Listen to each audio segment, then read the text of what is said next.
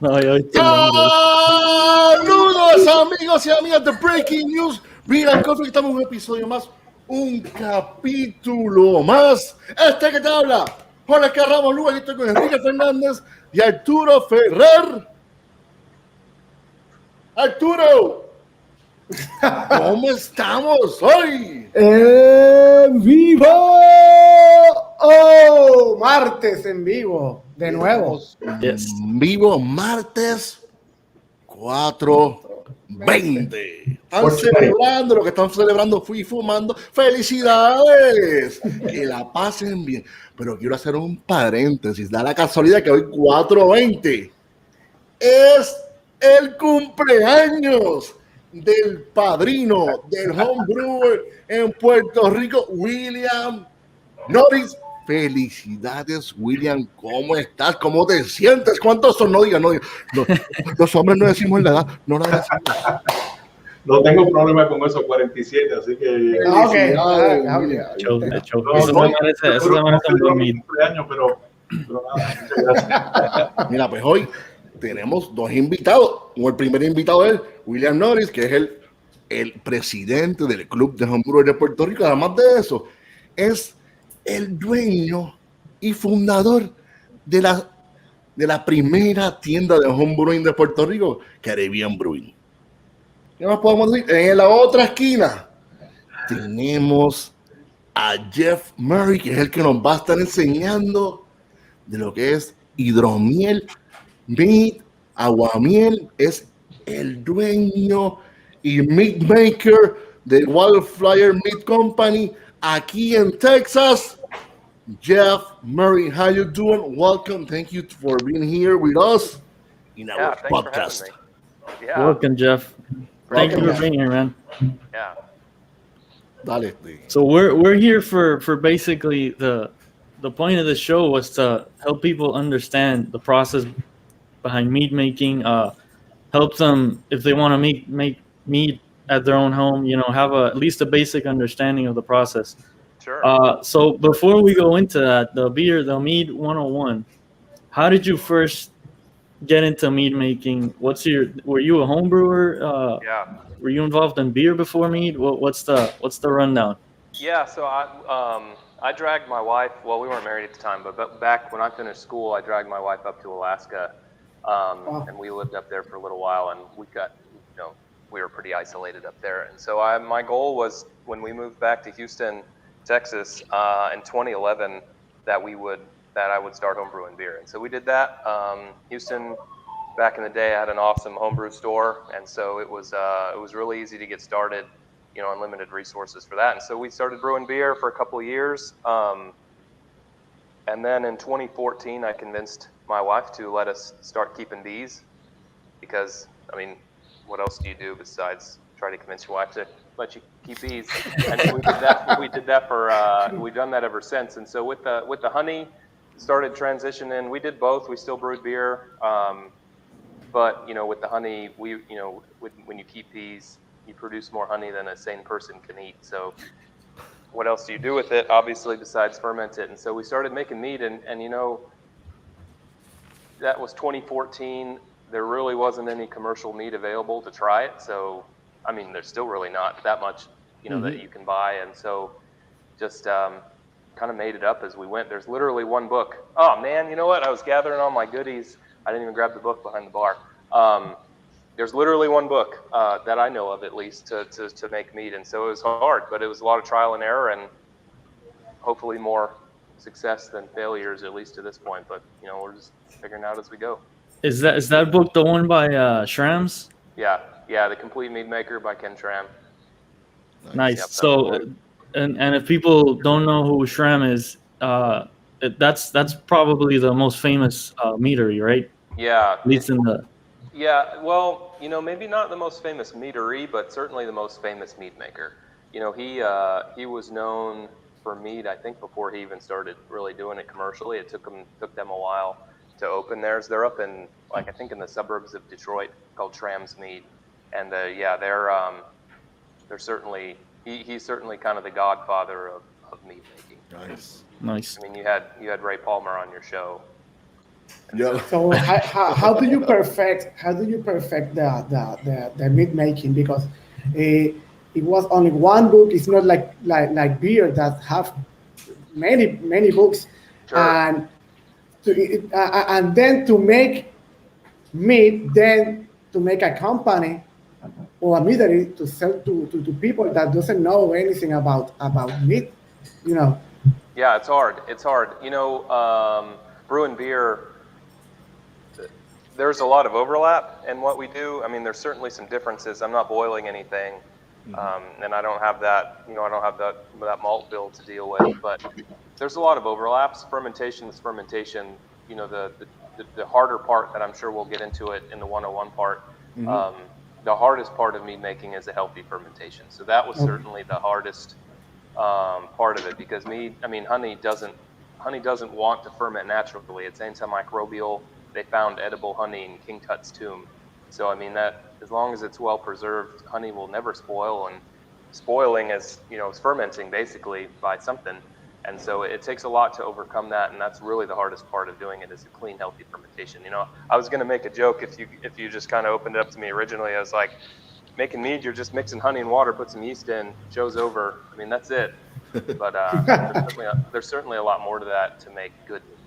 And I'm not saying I've perfected it by any means. Like, the fact that you have me on your show as the one doing the mead making 101 is humbling for sure, but I certainly am not perfected it, but I think I have a good product that's approachable to people, and so I think I can certainly at least speak to some process there at least.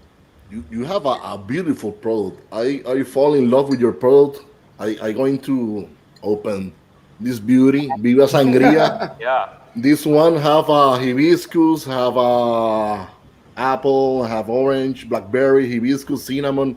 So it's a fruit and spices meat. So it's really nice. I love the color.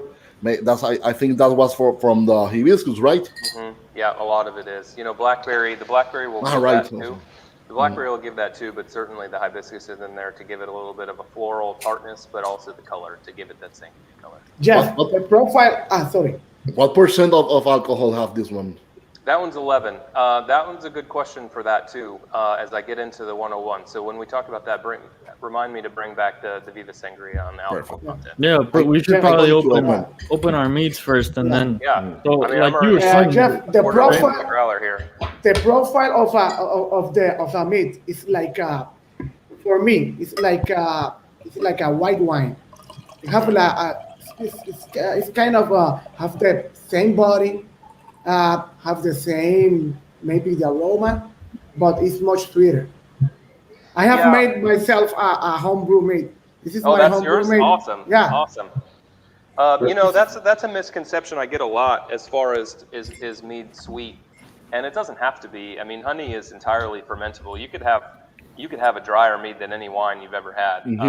Is that the Baby Outlaw, Enrique? This one's the Baby Outlaw, yeah. And it's nice. The aroma on this thing is. Wow. Yeah, the fresh juice ginger is my nightmare, but if you like ginger, I think that one's pretty good. It's an alternative for me, at least, to a ginger beer, because to me a lot of ginger beers will taste fake, like the ginger's really fake, and I just don't like that flavor. And so the fresh juice ginger gives it really cool spiciness. Correct me if I'm wrong, but I believe this has orange, lime, and ginger. Is it? Okay. No, awesome. so that one's is orange, lemon, and ginger. So orange, not lime, lemon, lemon. ginger. Yeah. Nice. So it's my version of a ginger beer. Kind of the base for a Moscow Mule or that kind of thing. What I like of your meats that are really also, they're some sweet but also dry, so it's really nice. Yeah, that's what I was saying. It's a misconception. Mead doesn't have to be sweet. It's entirely fermentable, so you could have a super dry mead, but you can also have a sweet. Ours will range from an off dry to a semi-sweet. I don't want anything that's going to be. We're in Southeast Texas. It's hot here. Puerto Rico, it's hot, right? You don't want to sit out and drink something that's crazy, super sticky sweet and 17% alcohol. So we wouldn't be able to exist as a business, at least in the summertime, if we only sold, super high alcohol sweet stuff. So I don't have mead, but I'm going to grab a beer, a homebrew beer. Okay. Jeff, how do you drink the meat? Cold? You can drink it. I like most things cold. You know, the only thing I drink hot is coffee and I guess tea, but I like it chilled. Some of our higher alcohol stuff lends itself to being not quite cold, but at least like a cellar temperature to chilled. I just like it cold, and also most everything that we do is carbonated, not a carbonation level of like a champagne, but at least a light effervescence, some bubbliness to it, and that you're not gonna really appreciate that if it's not served chilled. Jeff, what is the definition of mead? Meads, according to the United States government, is a honey wine. So legally, we are a winery. If I wanted to, I could make a grape wine, you know, traditional Malbec, Cabernet, something like that. I can make ciders. I just cannot legally have any cereal grains on my property, so I'm not legally allowed to make beer. To make beer, okay, yeah. Yeah. So, You know, the government has been, you know, more flexible in the last few years. If I wanted, I could apply for a brewery license and make braggots, you know, a hybrid mead beer, but we can't do that with our current license. Okay. So how's the process of making mead? How do you make mead? Yeah, so like I joked about earlier, I mean, it's really just a honey water mixture. So, you know, I'm going to start. There's a lot of math. So, I mean, it's no different than, you know, any beer software or any beer recipe. The tricky part, at least for me, is so we use all honey, obviously, and you know, as high quality honey as we can get. And we use all fresh fruit. And so with fruit, and especially whole fruit, there's varying sugar content and varying sugar content and liquid content. And so when planning a recipe, I have to make some assumptions, at least beforehand, because I'll have to plan a recipe before I get any, you know, the fruit that I get. And so I have to assume a sugar content if I'm fermenting that fruit with the honey, in order to make a recipe based on a total. So what I do is in total of grams of sugar per liter in order to build out my recipe for the alcohol. And then we'll use a lot of fruit after the fermentation. So like in the brewery world, you know, a secondary fermentation. But for me, it's not actually being fermented. So what I'm going to do, just really quickly go through the process, is I'm going to dissolve honey in water. If fruit is being fermented, the fruit I will, if it's a whole fruit like a blackberry, I'll put it through a puree machine just to make it a little, just to increase that surface area, more contact for the yeast, and then I'll measure that specific gravity like you would do in a beer. I'm more of a beer guy. I work in specific gravity, not Brix, but it's just sugar content, and then I'll pitch the yeast and let it ferment, and then. You know, so that's your starting point. You're going to get your starting gravity. You'll let it ferment until either it's dry, if you're fermenting dry. So your specific gravity is 1. It's like you know, water. All the sugar is fermented out, or I'll stop. But in most cases, for me, I'll stop the fermentation at that specific gravity that I'm looking for with cold. So my tanks are probably, you know, they're temperature controlled like any brewery tank, and so I'll cold crash down to stop the fermentation at that residual sugar that I'm looking for. So the difference between beer and mead and the fermentation, at least in that part, is that the reason why you're doing your mash and your boil is to convert, you know, those fermentable and unfermentable sugars for the fermentation, and so you're just going to ferment, as you know, all the fermentables out, but you're going to be left with the non-fermentable sugars, and that's why you have residual sweetness in beer, even though the yeast are done. For me, I don't have that. All the fruit and the honey is all fermentable, so I have to pick that point in which to stop that fermentation. For that. So once you stop the fermentation, you know, it's dead. Or if you rise the temperature, it starts to ferment again. Yeah. So I ferment generally 68 F. You know, plus or minus, and you know, I'll cold crash down to 35 or so, and it'll stop that fermentation. And then I'll add the second round of fruit in the, you know, post fermentation. But then at that point, I'll also stabilize. So a difference in winemaking from beer making is that I can use some chemical assistance to stabilize that and not let fermentation restart. So yeah, if I got Jeff, there is any specific yeast to make mead? That's a great question. So I use a few different kind of yeast. So really, you can use depending on what you want, just like any beer. It's not going to be as specific to style. Like if you're making a Like a Hefeweizen or making a Yeah. Yeah, exactly. regular, So you can do that with this, but it's not really the same. For me, there are some different yeast strains that'll do some different things. For most of so we make two styles of meads, what I call imperial meads and session meads. So stolen beer terms, just a little bit of overlap. So our session meads are our lower alcohol meads. For me, that's going to be 7 to 8 or 9%, which is high for a beer, but Yeah. in the government regulations, going below 7% alcohol for wine becomes so tricky as far as labeling requirements and some different things. So for me, I'm going to stick from 7 to 14%. Above 14%, taxes go way up and it starts getting really boozy and hot. So unless I'm doing something like a port, I won't go above 14. But our sessions I'm calling are 7 to 9%, and then our imperial meads I'm calling kind of 11 to 14. So our imperial meads, I'll use a wine yeast. This is what I use. I use K1B 1116. Nice. Most of the time, that's not always true, but for me, that's a good go-to. I really like the flavors it gives. It's kind of I think it's a Sauvignon Blanc yeast, traditionally for wine, but I like kind of the fruitiness, but it's a really clean fermentation. I started using it just for our traditionals, but I really like it for a lot of what we do. It's a good fast for what I do. It's not fast.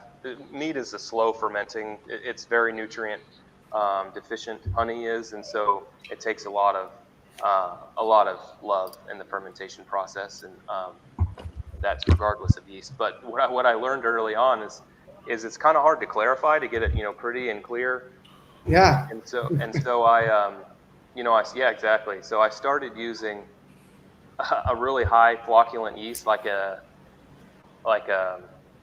something that'll really quickly clarify. But what I learned the hard way is that mead is too slow of fermenting, and it wasn't finishing before it started flocking out. And so I had to be a little more careful on the yeast that I picked. But the K1B is a good yeast. And for my sessions, I'll use an English ale yeast. I like the kind of the fruity esters and things for that too. Okay. And there's a couple different things when I'm doing some other things that I'll use. When you're making a 7% versus a 14%, the sessions versus the regular meats, are you brewing them from the start or making them from the start, shooting for that ABV, or are you blending the lighter ones afterwards with water? Or Everything is done specifically for that product. So and my PSA for homebrewers that are used to doing beer and you want to do something higher ABV is that if you go to you just Google a ABV recipe calculator and it'll give you your inputs and it'll calculate it for you. That's most often is based on a very basic equation. And what you're going to get is a lot of error when you start going to higher ABVs. And so it's more math intensive, but there is an ABV kind of recipe equation for higher. It's just a more advanced calculation, and it's a lot more accurate at higher ABVs. So it's a little trickier, but when you're going, like you said, from 7 to 14%, there's a huge difference, and it's just that complexity. But yeah, so what I'll do, because in our session meads, most always the fruit that I use is added after the fermentation. So for that baby outlaw, the lemon, orange, and citrus, for citrus I use juice. And so I will add that orange juice and lemon juice after the fermentation is done. So in order to get that flavor, it takes quite a bit of volume of juice, and that's not being fermented. And so if I wanted a final ABV of 7% and a quarter of the volume is going to be unfermented, I have to get that alcohol content higher because it's diluting it down to that 7%. Okay. You mentioned earlier that you are allowed to use some chemicals to stop the fermentation. Which ones? Like potassium sorbate? Yep, potassium sorbate and potassium metabisulfite. Yeah. So the sulfite is really so they're doing two different things, and using them together is gonna both prevent oxidation. It's gonna prevent re-fermentation, and yeah, so those are the two that I'll use for preservation. Jeff, and sulfite's also a good sanitizer for winemaking. Jeff, how do you choose the honey? Because I know there's different types of honey. I know some of them are darker, some are like a more golden type. What is the difference? How do you choose it? Yep. So what we do is a little bit different than a lot of commercial meaderies that you'll find, in that we are located on the oldest continuously operating beekeeping farm in the state of Texas, the Weaver family. So we're on Bee Weaver Honey Farm, and they've been keeping bees in this property since 1888. And so, Wow. The goal so I'm not family, but the goal that we had when we chose to partner with the Weaver family to do this here is to make this a destination for bees and honey and mead, and just kind of the whole experience, an ecotourism experience. And the good thing is that I don't have to be the beekeeper. We have beekeepers here. They produce honey. They're not a really big honey producer for as many bees as they keep. They actually mostly sell bees to people who want to start beekeeping.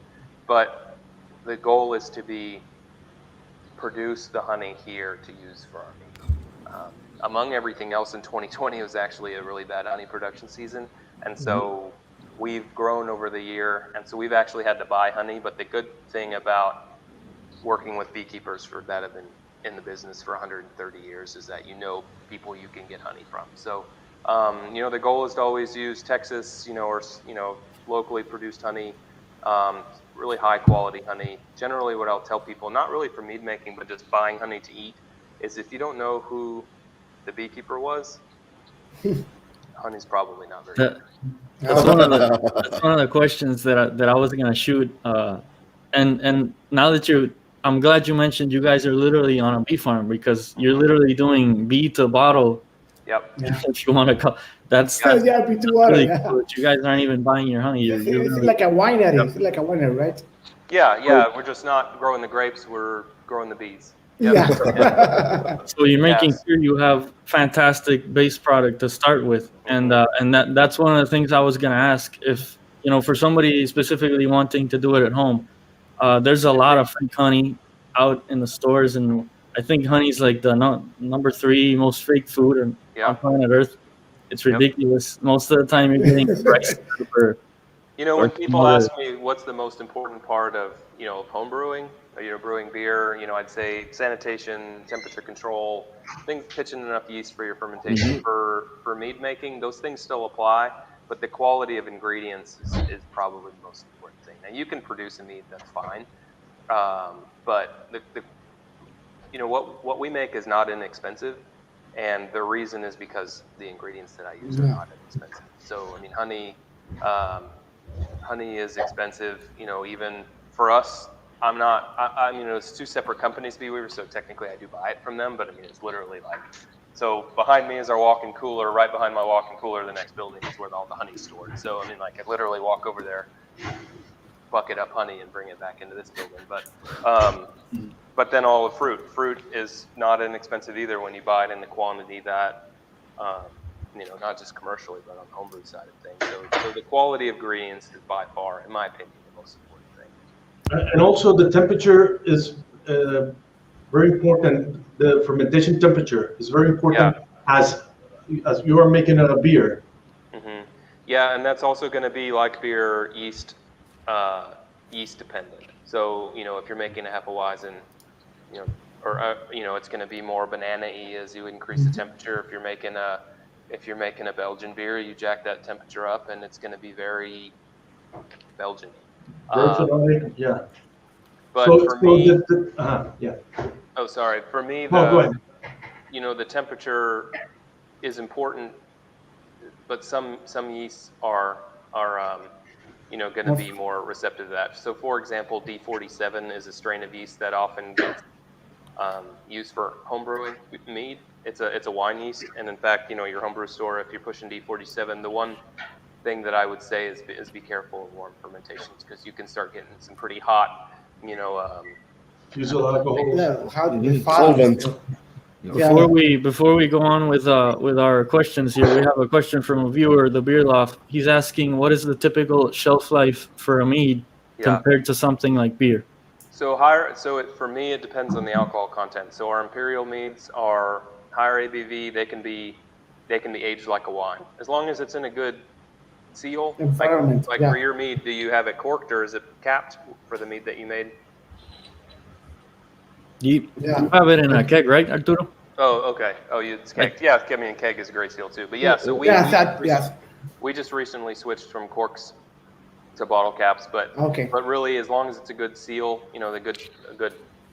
If you bottled it well, preserving the minimizing oxygen contact, higher ABVs can be aged for a long time. For our session meads that are lower ABV, they can still. They're not intended to be aged. I don't want you to put one in your cellar and open it 30 years from now. I just made mine like maybe 7 or 8 months. I put it in the keg, and at the first it's very cloudy. Then it gets very, very clear. I don't know, but I was hoping to get this clarity. I get it. Yeah, I get it. It's like apple juice. Yeah. Yeah, it's just like a wine, man. It's look like a wine. Jeff, what's the ratio for honey to water? What would an average ratio be for like a 5 or 7 gallon homebrew batch of? So for an imperial mead, you're looking at, depending on alcohol content and sweetness, you're looking at 3 to 3.5 pounds of honey per gallon. And for a session mead, at the 7% range, it's probably more like 1.5 pounds to 1.75 pounds. It depends on what you're adding. Fruit in the fermentation, it'll reduce the need for honey. If you're putting stuff in, diluting it down, it takes more, obviously. So I mean, we're talking 15, 16 pounds of honey for a homebrew size, 5 to 7. Yeah, five. Yeah. Yeah, and so also like a lot of times people will start making mead if they don't have a way of controlling the temperature. If you can't cold crash at a specific gravity, you're just going to run the yeast out, and so a lot of recipes will tell you, to burn out the yeast, and so. If that yeast has an alcohol tolerance of 16%, like that K1V, I can get it up to 16.5% alcohol. If you want to have any residual sweetness, you're talking more like 18 to 20 pounds of honey. It's a lot. Yeah. Wow. Depends on what you want. If you want to run your car on it, it's going to take 20 minutes. Jeff, talking about water, it's like a brewing beer. There's a profile to make mead?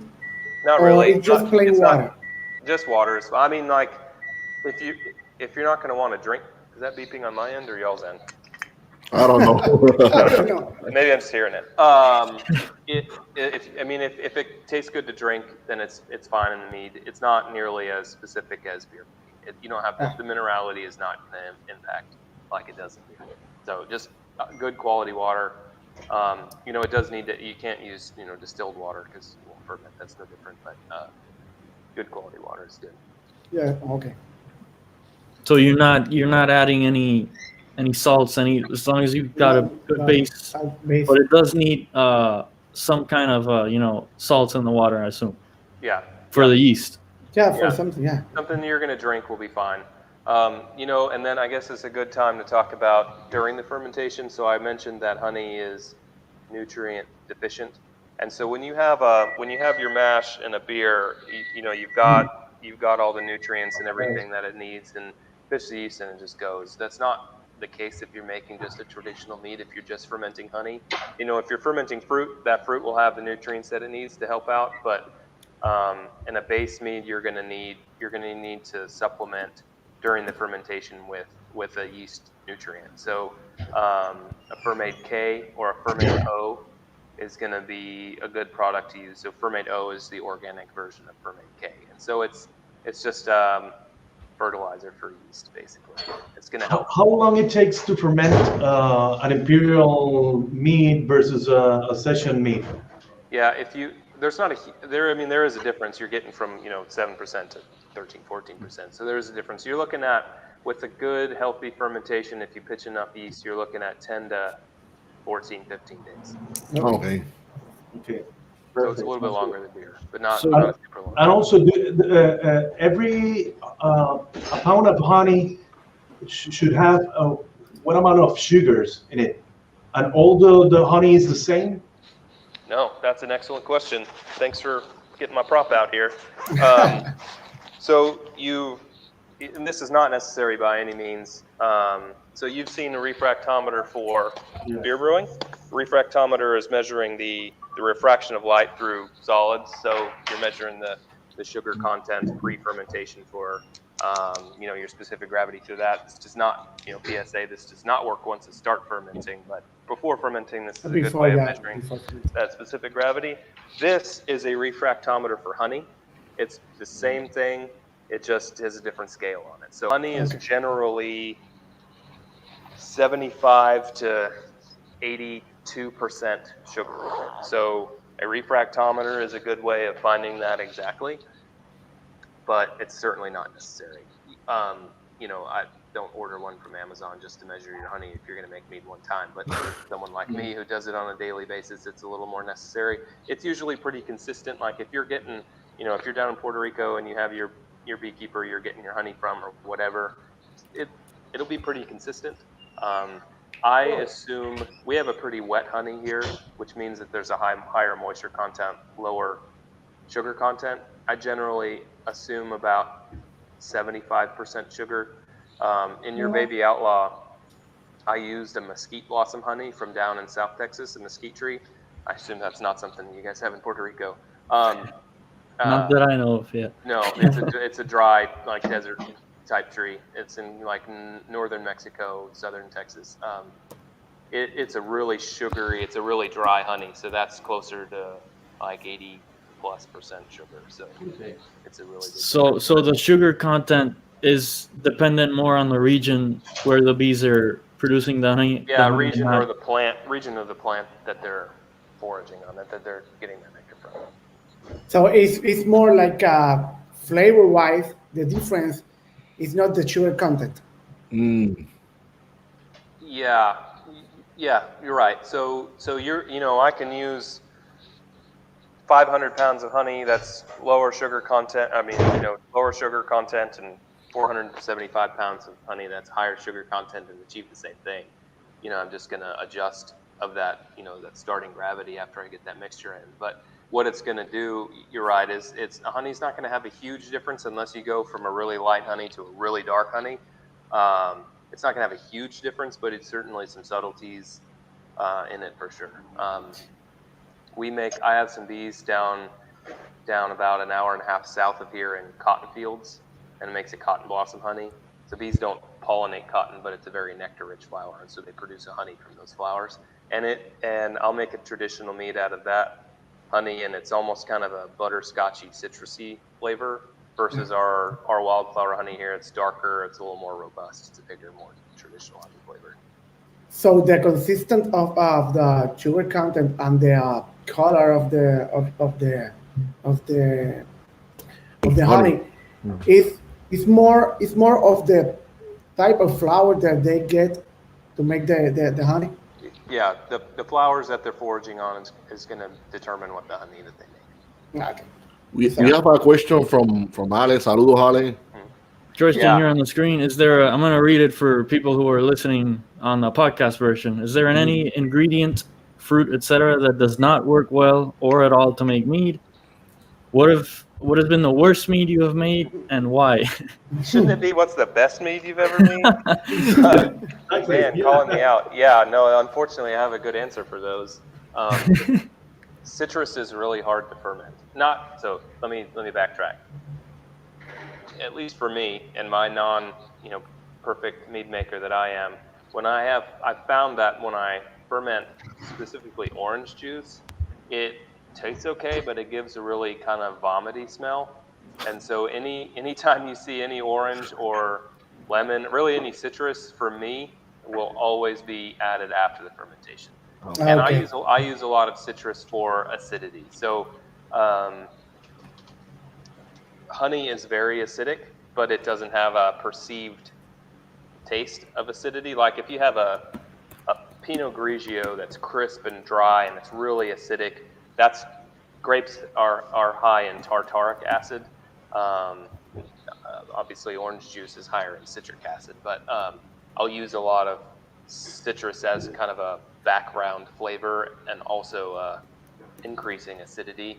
For our traditional meads for our traditional honey mead, I'm not going to add citrus to it. So I will use a tartaric acid. You can use an acid blend. Homebrew stores will sell an acid blend. I use just tartaric acid. I do that to make we get a lot of people in here who have never had mead before. And so using a tartaric acid will make it more of a familiar flavor of a white wine, like a semi-sweet white wine for me. So I'll use a tartaric acid instead of citrus, but I use a lot of citrus. The tartaric acid is a byproduct of the wine industry, right? Yeah, I guess I don't really know how they make just a base tartaric acid, but yeah, I mean it's the predominant acid in grapes. But to answer the question about fruits that another fruit that's hard to ferment is watermelon.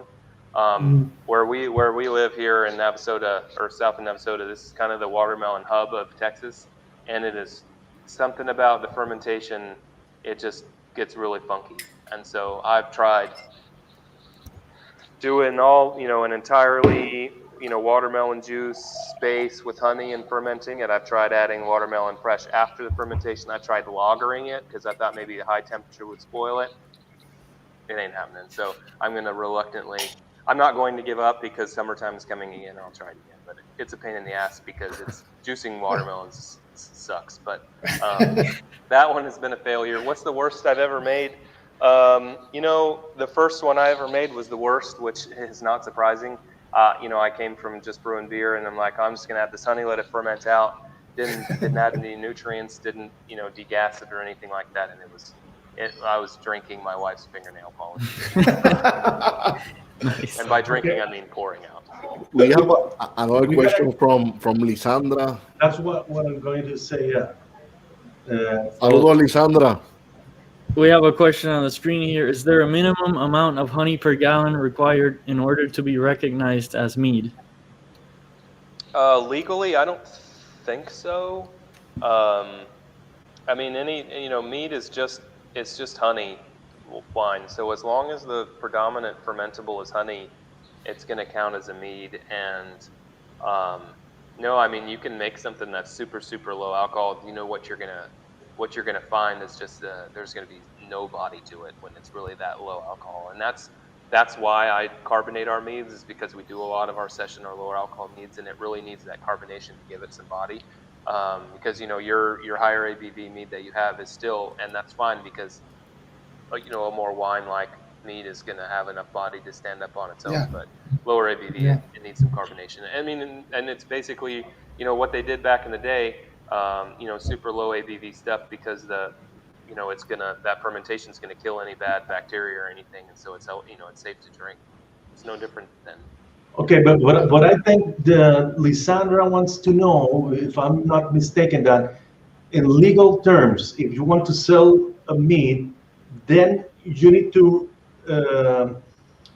require a 7% or higher. You consider mead. So I can go legally. I can go like in the United, here if you go below 7%, like go find a cider on the shelf and look at it, and you'll have lower than 7%. But what they're going to require is on the label to have nutrition facts and ingredients and different labeling requirements. You have to send samples to the FDA to get analyzed. And for a company as small as we are, I don't have the resources to do that. And so for me, sticking above 7, the labeling is a lot more straightforward. And so yeah, if that's the question. It's better for us. If you want to do it a homebrew type, you can do everything you want. Yeah. But this is a state law or this is a federal law?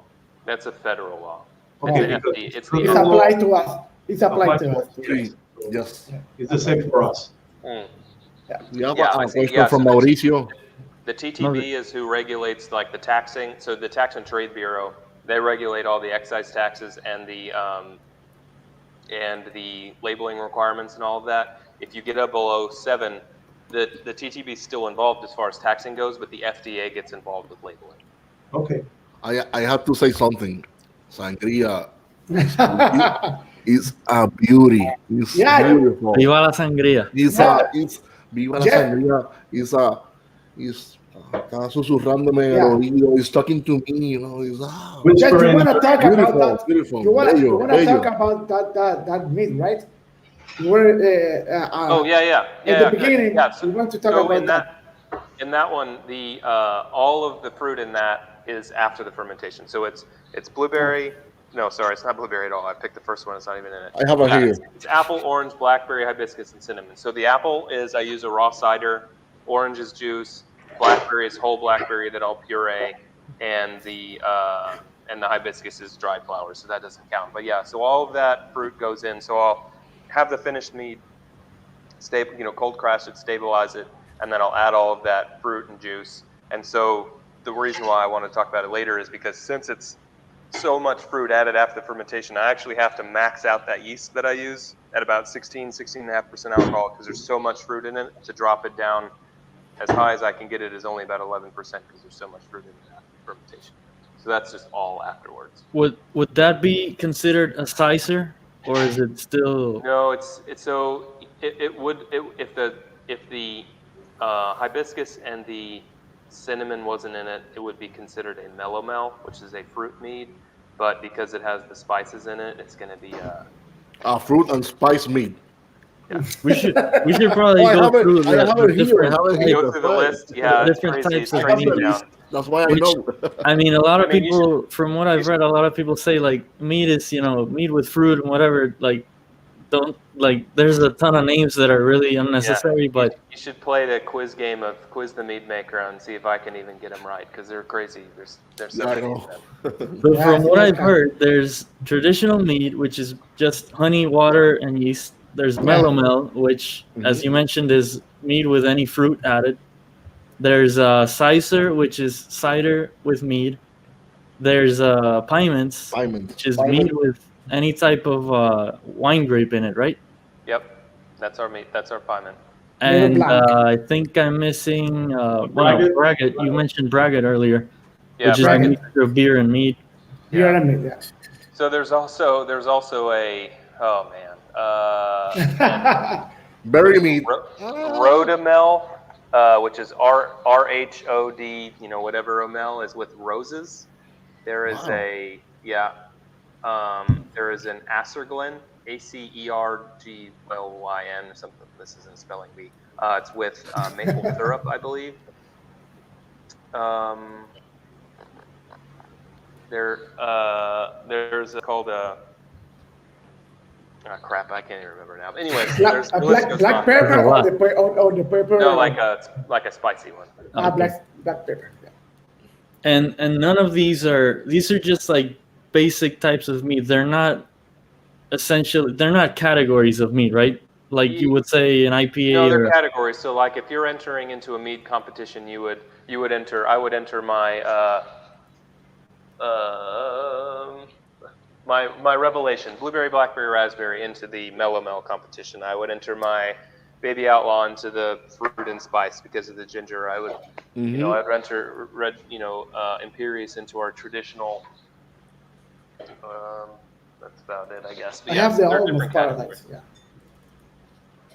So it's literally the same as beer categories, sort of. Obviously less, but yeah. And then fortunately recently they've added a session mead category 2 competitions because it used to be like our baby out or whatever our session melomel would have to compete against higher ABV, more traditional melomels, and they would never compete because it's just so much less, right?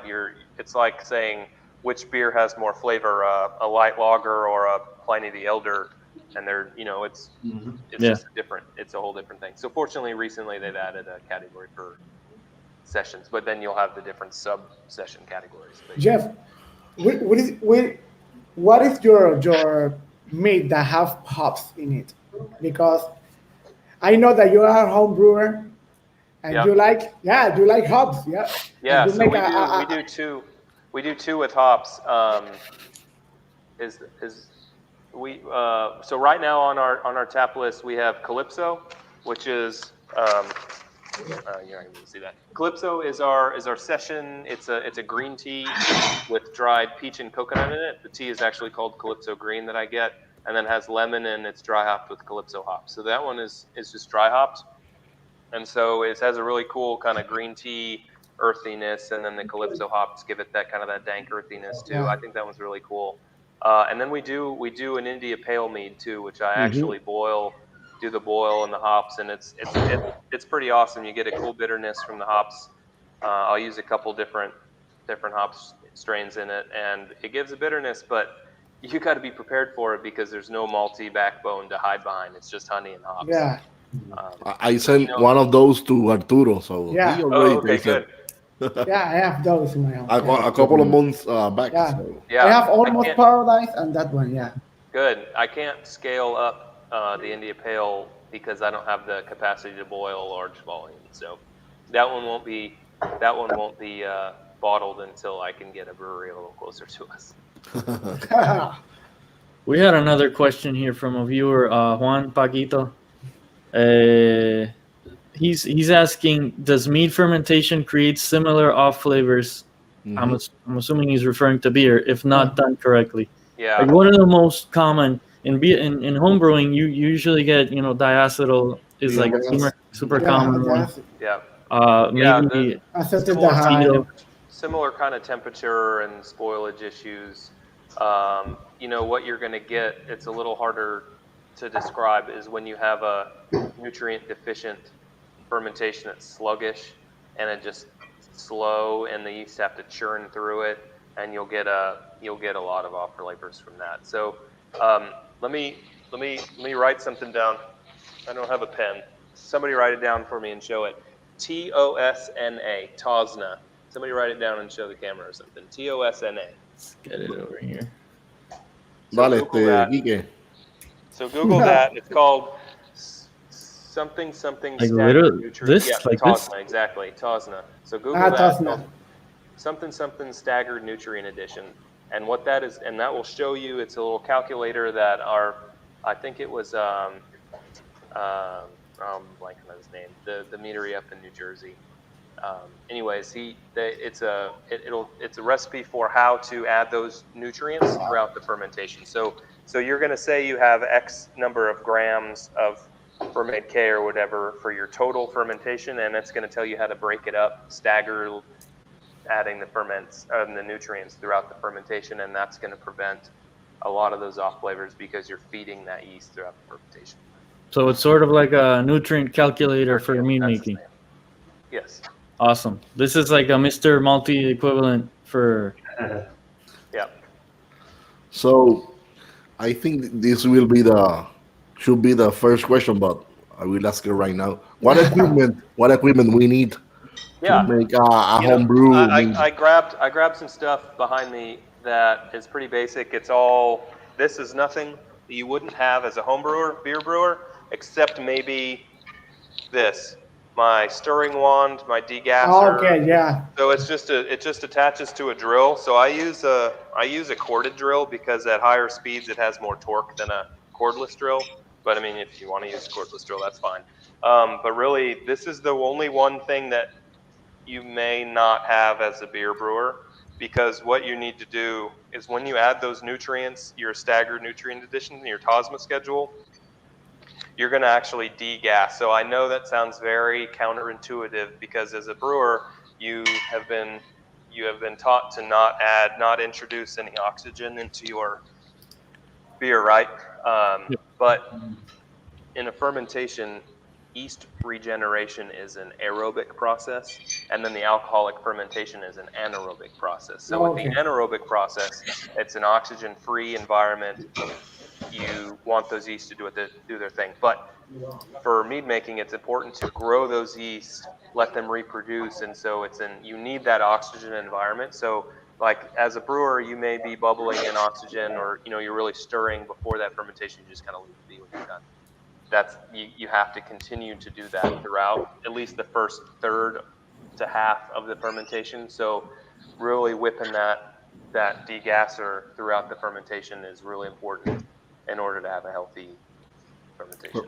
Jeff, when I made my first mead, I was concerned about, because you have this honey that is so compact in the bottom, and you have all this water above. And I was like, I can mix this, man. I can, yeah. That's why it came from. You need the But special yeah, I peach. think that, yeah. So Some to I people actually use it, yeah. the other day I was making a small pilot batch, and I had some honey that was so crystallized from the winter that I snapped it Wow. off. Yeah, so I had to buy a new one. This one like it's thin and it seems kind of cheap. I'm pretty disappointed in my purchase but it gets the So job many done. people make that thing to make the whirlpool in the beer. You know, it's Yeah, kind yeah. of, So if you yeah, you're right. Whirlpool. Yeah, it's been a while since I've brewed a beer, so I'm trying to have to go back to that. But yeah, so that's really the most important thing. Otherwise, I use big mouth bubblers, the big top. So behind me, I have a 6 gallon big yeah. mouth bubbler, and then I have a little 1 gallon. It's actually, I think 1 gallon is to here, so you get about a gallon and a quarter or so. Mhm. I like the big mouth because I use so much fruit that it's easier to get. When you have a regular carboy, you're Yeah. small. It's hard to get. Yeah, that's a long hole. It's like that. The fermentation of the meat is not that it's not that vigorous like a beer, because you get the krausen in the top, and you get the mess if you put a lot of beer, you get a Yeah. mess. But in meat, it's not like that, right? It's like not, but you got to be know, careful when you add those nutrients and you do that degassing. You got to be Yeah. careful when you start that, because that's when you'll have your foam over, and then your wives all get mad at you because you made a mess in your house. That's right. So degassing, you talked about Degassing. degassing. What about gassing? Once you're finished, once the meat is ready, do you carbonate it? How Yeah. do you? Yeah, so carbonating meat is tricky because you have so much fermentable sugar. And so, a bottle conditioned beer, for us in Jester King, in Austin is a big bottle conditioned beer. You can't really do that with meat because it's fermentable sugar. And so if you go to, add a little bit of sugar and yeast, or if you add a little yeast in a bottle to carbonate, you're gonna have Bomb. an explosion. So stabilizing and force carbonating is really the only safe, consistent way of doing it. So kegging a 5 gallon batch is super easy. You just rack it into your corny keg, pop the CO2 on, and shake it. What I have found is it's harder to carbonate a mead than it is a beer. I don't know, something about the surface area or whatever, but you just have to really get it going. So just crank the CO2 up and just rock it. And colder is better. So if you can chill it down before you carbonate, it's chemistry. So It seems like the mouthfeel, mead, even if it's super dry, it still has like this slick mouthfeel. Yeah, The beer really doesn't like have. it's like Even this maybe one, which you call a session mead, it's got a really good, it's a really good mouthfeel. It's not cloying. It's super dry and super drinkable. But Like Alicia. I would it's assume like that. you said, it's like a sleek Yeah, mouthfeel. I would assume that has to do with it's hard to carbonate, maybe because of the. It's like there's more surface tension or something in the. Yeah, it's something about it. Someone smarter than me could probably explain that. But yeah, you're right. Can't really just sit it and forget it like you can a beer. So keg it and basically carbonate it. How many psi? Like how much psi do you put on your regulator for beer people? So to carbonate it, I'll just jack it up to like 30 psi and shake the keg. Wow. And just shake it as long as you can. The good thing is that you don't have the proteins in it like you do in beer, so you're not going to have the super over foaming. Yeah, exactly. So you're not worried yeah. about that. So when you're bored and you're tired of shaking, you'll just turn the CO2 back down, purge that CO2 out, and just let it be, and it'll work itself out. And it's like a cider. It's like a half a carburation, but it doesn't have that head. Yep. Yeah.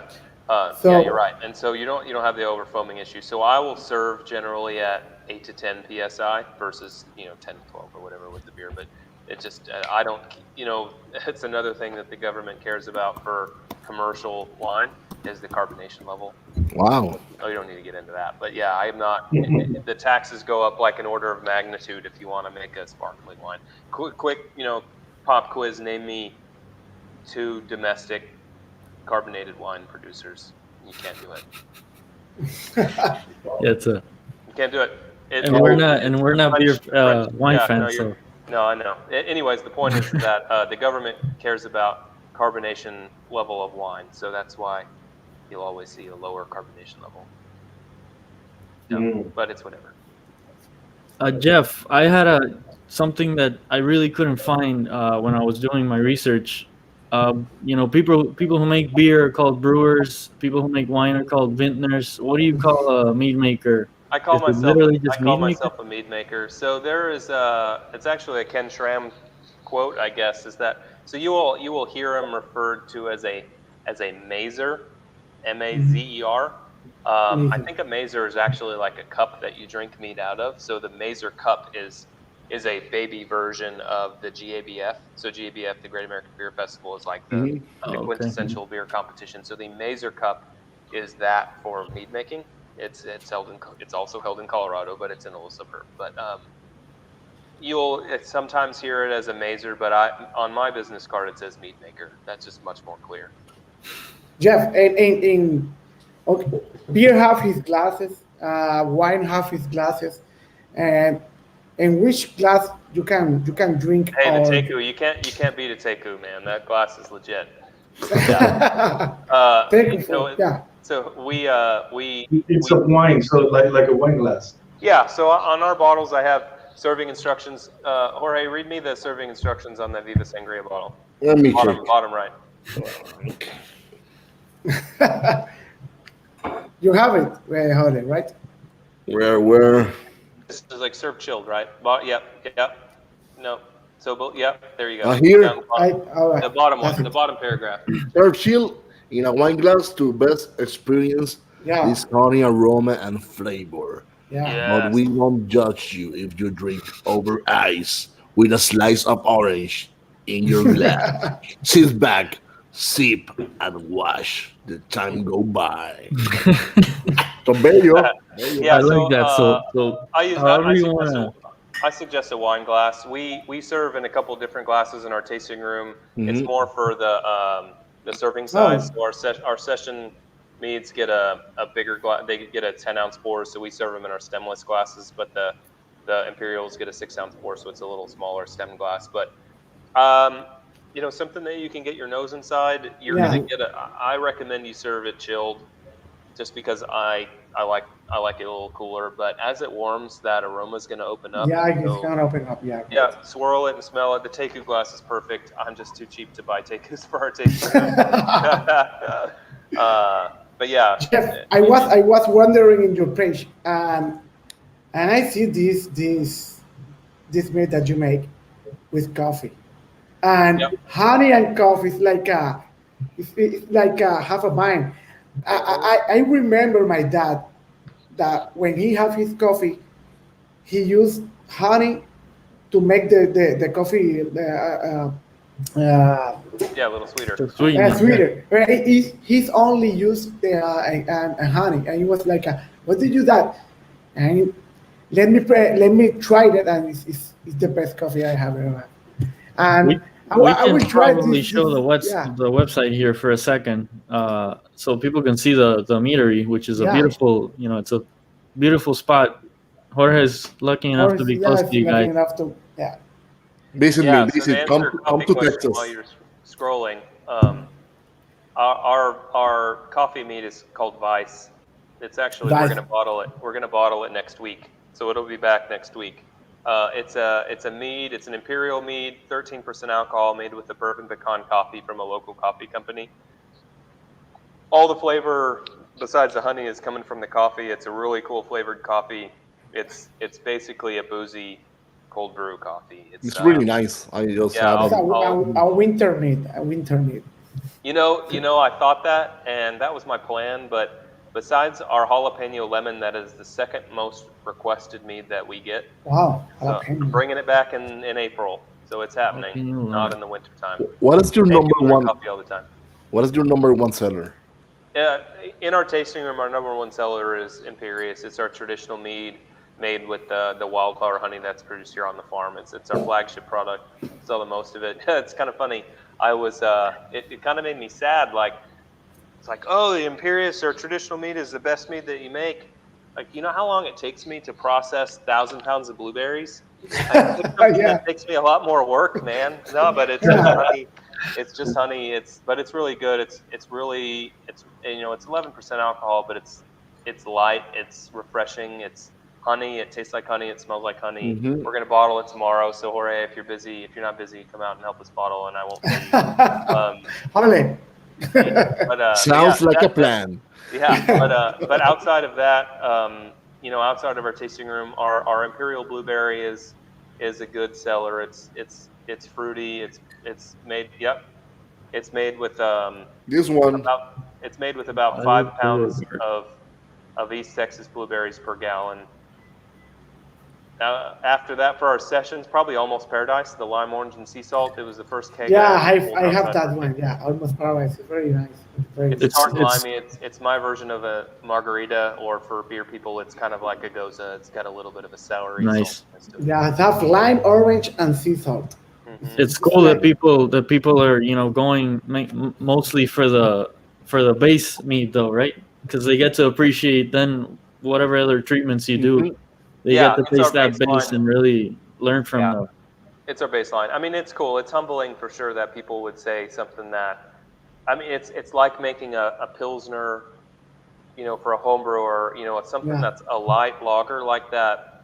There's nothing to hide behind any flaws. Like, you can throw a lot of hops into an IPA and hide behind any flaws that you have, or, that's why they always say for a home brewer, start out making like a brown ale or something, because all of the maltiness you can hide, flaws. But with the traditional mead, if it's not super sweet, like there's nothing to hide behind. And so it's humbling. It makes me feel good when people compliment that, for sure. And you can really appreciate the honey from whatever region you're getting it. And you guys as beekeepers, I mean, I guess that's the ultimate. Yeah. I mean, it's kind of funny too. That's actually a similar point. Like, people, as a beekeeper, like, oh, your honey is so good. Like, I'll pass the compliments to the bees, but I had nothing to do with that. You can see the bee vines on your facility, so it's really nice. Yeah. We have another question here from Mauricio.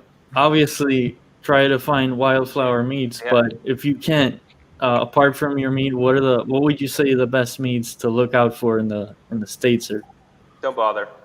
I'm just kidding. So I'll answer that in two different ways. Like, meads that you can legitimately find versus if you happen to be there and you can find them. So, if you pull up Untapped or Pips mead is going to be like the Whale. It's a super small meadery. I think they're in Illinois. So what you're going to find too is a lot of mead places, especially the higher rated ones. I'm not trying to give excuses for myself, but the higher rated ones are going to be what I call fruit bombs. So like super, super fruit forward, really sweet, like punch you in the face with the blackberry kind of thing. So Pips, Schramm's, like we talked about earlier. Schramm's Heart of Darkness is like the I don't even know in the beer world. Pliny the Elder back when it was untitled kind of thing. The white whale. Yeah. Big one. But some really quality stuff. Superstition in Arizona. They're big enough to maybe find some places. Lost Cause in San Diego. Billy is awesome. He's won 1 million awards. He's definitely an award kind of guy. As far as findable, Bee Nectar, they do a lot of beer and cider too. So Bee Nectar's, it's actually really close to Schramm. So if you ever find yourself in suburban Detroit, you can hit Schramm's and Bee Nectar in the same day. Another one in Florida, Garage East, is another very fruit forward one. That one's in Tampa, right? Yep, Tampa. I think I was right next to it in a trip a couple of years ago, and I didn't visit it, but I should have. Yeah, they're a big fruit bomb producer. And then as far as just good quality, Charm City in Maryland, you can find them. One of the OGs, Sap House in a tiny town in New Hampshire, they're a good one to go for. I saw a video today of I forget the name of the meadery, but they were showing a raspberry mead aged in port wine barrels. Have you done any barrel aged meads? Yes. we actually, I was just talking with a friend of mine. We're just starting to do some barrel stuff to kind of test out how it does. So like a place like Superstition does a lot of barrel fermenting and they're very forward at that. But we're doing some testing in barrels. We're releasing like a numbered series. Any Houstonians are familiar with St. Arnold's Bishop's Barreled series. Yeah. I kind of stole that idea. And so we're calling it Imperial Reserve. And so it's a numbered series. We're going to do a couple a year. We released our first Imperial Reserve in December. It was our traditional mead, the wildflower honey from here on the farm, aged in Balcones. Balcones is a distillery in Waco. So if Very you're nice. fixer-upper fans, Waco is a town about 2 hours north of here. Super good single malt, the Texas single malt, awesome whiskey. And so we aged that for about 6 months. And it's another one of those things that people say, hey, this is the best thing you've ever done. Well, it's like, well, this is our traditional mead aged in somebody else's barrels. I guess thank you. But yeah, no, it was really good. And unfortunately, we just sold out of that. And I forgot to really stash myself any. So I have the first one and no more. So if anybody can find me a bottle, I'll buy it. It was really good. I just have it. I bought one bottle. It was really nice. Yeah. And the next one we're going to do is Revelation. It's our Imperial Blueberry, Blackberry, Raspberry. It's being aged right now. We're looking at like an August release for Rebecca Creek Distillery is a San Antonio, Texas distillery. It's in their small batch bourbon barrel. So It's kind of the other end of the spectrum. So the first one was our traditional mead in just a single malt barrel for you whiskey people. Single malt is generally in a second use barrel. For a bourbon, it has to legally be in a first use barrel. So I went for our bigger, more robust mellow to put into that bigger barrel. So we're kind of testing the ends of the spectrum before we get, for next one. Next one, I'll probably, you're hearing it here first. It'll probably be Weiss, our coffee in a barrel. If anybody wants to send me a couple whiskey barrels, I'll take them. That sounds awesome. Coffee mead in a bourbon barrel. Yeah, we're gonna branch out and do an imperial version of Almost Paradise, kind of our margarita. I'm looking to get a couple tequila barrels for that. Wow. And then and kind of see where it goes from there. And hopefully I don't have a lot of condition space, so the next thing I've got to do is see how mead does in the heat of the summer in our honey house next door, and then we can really ramp up our barrel program. So I need to see how that goes. How big are your batches? Like how many does the mead world talk in barrels too, or? Yeah, that's fine. We'll range. We've got fermenters that are both 7 and 15 barrels, so we're pretty small. We'll range from anywhere from 150 gallons to 400 gallon batches, and it really just depends on kind of what we're making. Something that I need. I'm going to distribute. Most everything we sell is here on the farm. We've got some accounts, elsewhere. It's funny. I listened to y'all's podcast with Greg Cook earlier, and that was a fun one. Stone. I've been to his. I went before it closed to his Berlin brewery, and I've been to most of the San Diego, breweries. So it's the other end of the spectrum. But as we grow, we'll get to do more. But yeah, so anywhere from 150 to 200. 150 to 450. Jeff, if we are going to your tap room, and we are going to order a mead, how are the ounces that you can put in your glass? How many ounces do you pour? Serve. Our imperial meads we serve in 6-ounce pours, so pretty similar to a wine, and our sessions are at 10. Okay. The difference, it's higher alcohol stuff. Even our session meads at 7. The lowest we'll do is 7%. It's still, we're out in the country. I got to keep people at least relatively responsible. If you want to take, a couple growlers to go, I can't keep you, tabs on you. But it's also, we try to keep it classy here. Yeah. We have a question from Jose Rosa. I was gonna say, let's see. How he was asking how can mead be compared to fortified wines, or can it be compared to fortified wines? Yeah, Jose is probably the best beer sales guy on the island. Saludos a Jose. And he knows about wine too. He's very knowledgeable in the wine world. So I can make a fortified wine. I haven't. I'm allowed to though. A fortified wine, you're looking at 18, 19%, right? It's not really my forte, but generally for something like that, you're going to have it as, boozy and sweeter. And that's not really the style that we do. If you go for one of those fruit bombs, something that's higher alcohol and really fruity sweet, it will. I've had our coffee mead kind of described as a port, but it's not really what we do. I try to make our meads more drinkable. Yeah, drinkable. Thanks. Yeah, sitting outside on our porch when it's 95 degrees outside and still be able to drink. Yeah. That's what I like your meats. I have I don't have too many meats, but the Wildflyer meats are the best that I have in my life. So I don't have very many meads either. I just started making them. So nice. we try to go, if we go on a vacation or something, if there's a meadery in the state, in the area, I'll go to it. But like, this is hard to find, and so I make what I make. You guys didn't ask me why Wildflyer. I don't have a great answer to that, but really, what we do is different, right? So I make what I make. You make meat that you wanna drink. It's like this is the product that I wanna drink. I will make this for you. Yep. It's all about the quality of ingredients and making stuff that you want to actually drink. We're out in the country. I'm looking out our windows and all I see are cows and grass, and I don't have people that just walk up here, and so I've got to bring people in and something that they can hang out and drink. And so it's really nice. It's amazing. Your meadery is beautiful. So you have to go to his meadery here. Hopefully we can get to visit one day. This honestly, I could have this on the beach all day. You can't feel the 7%. The flavors and the aroma on it are awesome. I mean, this it's almost paradise. In paradise, drinking this in Puerto Rico, if I sell it in Puerto Rico one day, I'm just gonna have to drop the almost. So, Jeff, the future plans for Wildflyer, maybe a meadery in Puerto Rico, or what are you going to do? I'll book my Southwest ticket tomorrow. So, what is your future plan for Wildflyer right now? Getting through this pandemic would be really nice. We're fortunate in Texas. We're fortunate in Texas that we've been able to do, stay open. So we opened our tasting room in February 15th, 2020. Wow. Yeah, really good timing.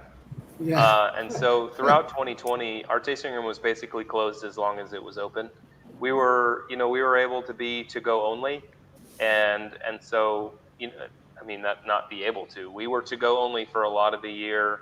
We started selling outside, and if you hung around, who am I to tell you to go away? Mm-hmm. So we were able to get through it, but it was hard for that whole year, and it's still hard. It's not awesome. Yep. But we're coming out of it. The government has relaxed. The state government has relaxed their mask policy and that kind of thing. We're not under any restrictions anymore. We're still cognizant of people's feelings and nervousness and all of that, and that's fine. And I want people to be comfortable when they come here, but getting through this is really priority one. The goal is always to get people here into our tasting room. I want people to experience the bees, experience the honey. I can walk you next door, show you where the honey is extracted. I can walk you in our production room and show you where I make the meat, and I'll walk you in our tasting room and I'll serve it to you. So it's pretty cool. Like you said, hive to glass. I've got it all within 100 yards of here, which is unique. But also I've got to be able to get it out to people, and so that's the next phase, is deciding how we want to grow. We have our club. The good thing about being a winery is that I can ship our wines, and so we're growing our wine club. We do quarterly shipments, and that's a really big for most small wine producers. That's a big thing is our club shipments, and that's how we're focusing on growth. But I love having draft accounts. I love going to see people drink our meads on tap, and I think that I can't speak for breweries or anything, but it's a humbling experience to see people talk about our meads on tap. I'd love to have a keg tapped at our local place over here. That'd be freaking awesome. Yeah. If somebody wants to bring your meat to Puerto Rico, what they can do? Yeah. I don't know. I was thinking about that earlier. We use Vino Shipper, which is a shipping site for wine, and I can't ship to Puerto Rico. Or maybe it's not set up. in the future find a distributor in the island. So you never know. Yeah. We have maybe we have a couple of friends. We have a Jose Rosa is around, so maybe we can work it out. I'd love to move down there. We're gonna move Wildflyer down to Puerto Rico and live on. nice. So we have a distributor. It's called Scout Ramos. Yeah. Luckily, Yeah. we're lucky Hey, enough. Yeah, to get luckily, you, Hey, you have- he's you the have pro one at there. it. delicious Next time he crowler. shows up, I'm ready to go. So Jeff, where can we find you? Social media, your website. Where can we find Wildflyer? Yeah. So wildflyermead.com is our website, and then we have all our social media: Facebook and Instagram at Wildflyer Mead. Chelsea, my wife, does an awesome job with our social media. Give us a follow. You can see our shenanigans. Keep up to date on what we're doing, what we're releasing. Nice. Yeah. Awesome. And I have to go to Texas soon to See. have the now whole beat now that we're getting into glass summertime. experience. Yeah. So Awesome. Come see Jorge in College Station. somebody is asking if you ship to Florida. We can ship to Florida, yes. Mauricio, you can. Yeah, not all You can southern have states- it. Not all southern states can we ship to, but Florida is one that we can. Nice. And by So- we, I don't mean me. I mean like the government's crazy on their shipping rules. But yeah, wine can be shipped to Florida. So Mauricio, Good news for him. Awesome. Mauricio, Yeah, you're gonna get disappointed. Really nice, really Yeah. beautiful. You will have your It's a very good product. time of your life. You know, There it is. Yeah. Look, he's already Beautiful drooling. product. He needs that meat. he needs it. Yeah, Go it's a on. beautiful product. It comes from the beautiful animal. It's gonna be. Yeah, Yeah. all about the ingredients. You don't, people have a bad. We get a bad rep. Mead has a bad rep because it's earned it. We're trying to overcome that, and that's hard. There's a big education component. Most people's expectations of mead is that it's super sweet. No, this one. No. It doesn't have to Super be. drinkable. That's why. Again, It's that's why I like it because it's like a semi-sweet dry, so it's really nice. Semi-citrus. Yeah. Yeah. It's gluten free. You're not going to get bloaty. Yeah, it's cool. Mauricio is asking about suggestion for the first time.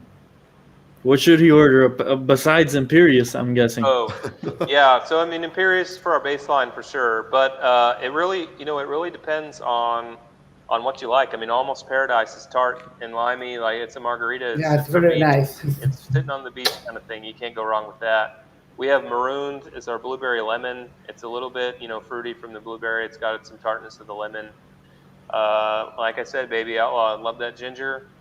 On the higher ABV side, Violet Beauregard is our best seller for If you like coffee, And then Mike. Vice, look for Vice next weekend. So we'll bottle it probably Tuesday or Wednesday. So we're bottling Imperious tomorrow. We usually bottle on Tuesdays or Wednesdays. So we'll bottle Vice next Tuesday or Wednesday. So we'll have it ready to ship by the end of next week, barring any catastrophe. It's a small business. You No, never please, know. no more. No more hail, no more nothing, please. No, No more. man, no more natural. hey, hell, No. I have One I more have question snow. here. we have another question. It's like There it is. Luis is asking any suggestions on pairings. Yeah, it really depends. What you eat, what you drink. The acidity is going to cut through. I like. Almost Paradise. Like I said, it goes with fish. It goes with spicy food. It's Good a tacos. margarita, man. You can't go wrong. Yeah, tacos for sure. Violet Beauregard's and it's going to be something like a red wine, so it can stand up to that. The ginger and the Baby Outlaw can do sushi. It can do Nice. Thai food, things like that. It should be beautiful with sushi. yeah. Absolutely. I'm I getting haven't eaten hungry dinner already. yet. So you guys are killing me. So everybody, already know the social media for Wildflyer. Find out, follow, order some meats If you go to Texas, you have to go there. Yeah. You, for sure. We're an hour from the Houston airport, so you gotta know. An hour, yeah. Yep, that's right. So, Kike, ¿dónde te pueden conseguir? Cuéntame. Enrique Fernández, Facebook y la esquinita, Jardín Cervecero. Ahorita Paquito estaba diciendo, bring a cake to la esquinita. That would be awesome. Bring a cake. I would love to. If there's ever a chance, I'm definitely bringing a cake to la esquinita. I have to make a timeout. We have another question from Jose Rosa. If you can put it. So, Shoot it. Señor director, la de José. Ahí está. Crazy question. Yeah, I mean, that's what we do. The question is, does sparkling mead exist? That's what we do. I put bubbles in everything. You can't go wrong with bubbles. Mm-hmm. Yeah. Generally, commercial meads, the higher alcohol ones are usually not carbonated. The reason is because it's easier to not carbonate them. Yeah. The mead industry is moving towards, you'll either see them called draft meads or session meads. The lower alcohol ones they really have to be carbonated because they don't have the body on their own. So you'll find the sparkling ones more prevalent now, but for the most part, the higher alcohol ones are not. It's just you got to find ours because I like bubbles. Nice, perfect. Billy, ¿dónde lo pueden conseguir? Cuéntame. CaribbeanBrewing.com, en Instagram, en Caribbean Brewing, Facebook también, Caribbean Brewing la página. Homebrewers de Puerto Rico. Y Homebrewers de Puerto Rico, que es el club. Así que también. Billy, vas a tener que empezar a traer levaduras para hacer mead. Sí. A la mía, después de esto. El único homebrew shop en Puerto Rico y pronto el único meat shop en Puerto Rico. Arturo, cuéntame, ¿dónde te pueden conseguir? Bueno, me pueden conseguir en Facebook como Arturo Ferrer y en Instagram como Minimalist. Muy bien, muy bien. Mira, ¡Ole! a mí, antes de irnos, tenemos dos anuncios. Señor director, pónchame el primero, que quien va a hacer el anuncio va a ser Billy. Pónchame el primero. Ahí está. No, ese no es el primero, señor director. Es el... Ahora. Ese no es el primero. Dale, Billy, anúnciame eso, por favor. Perfecto. Tenemos el Big Brew Day que va a ser el 1 de mayo. El 1 de mayo cae el sábado.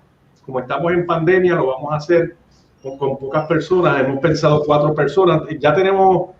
Se puede agregar otra persona, así que el que quiera ir a hacer cerveza en Caribbean Brewing, con mucho gusto ese día, pues le vamos a tener ahí todas las facilidades, agua, electricidad si hace falta.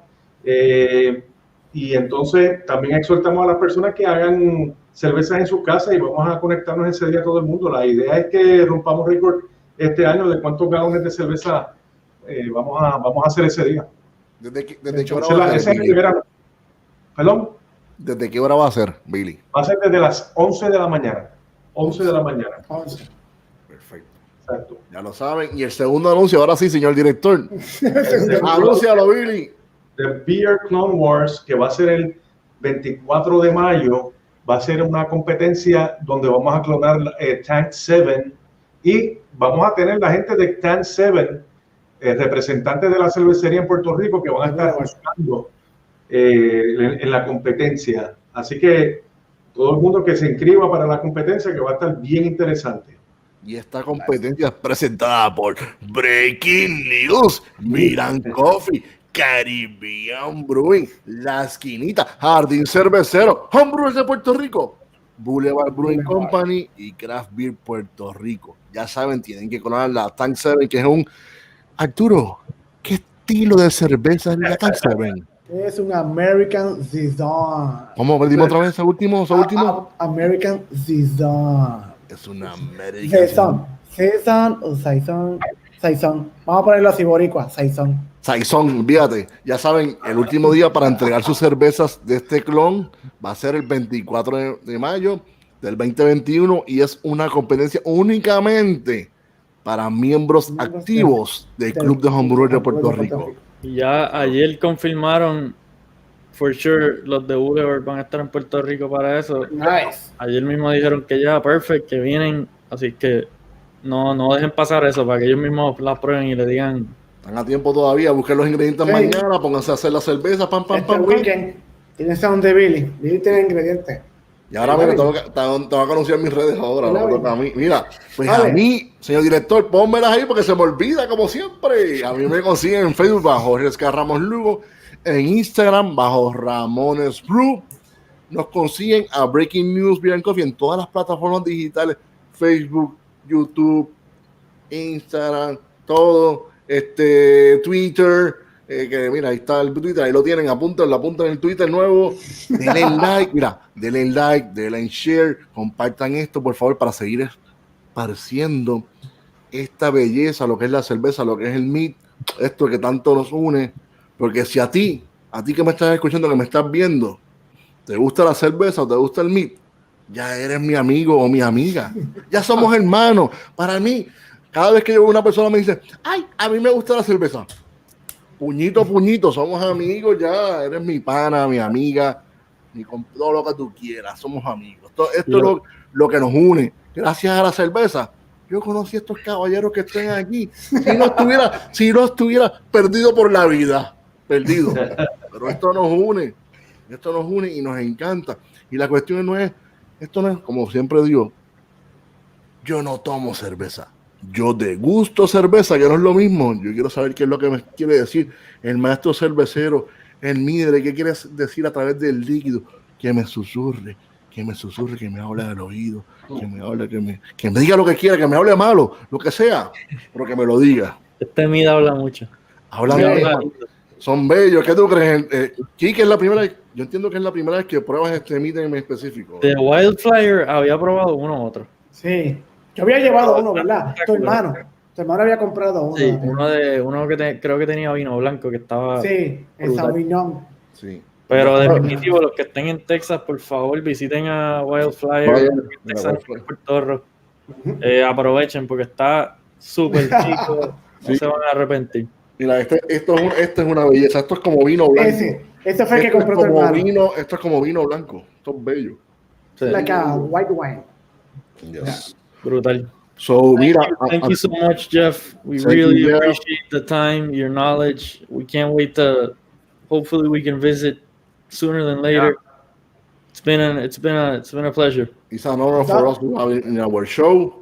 Don't go because at the end we are going to take a photo. After the outro, we'll take a quick screenshot with you. Don't go. So we will go and then stay. So, amigos. I ain't going anywhere. Será hasta la próxima.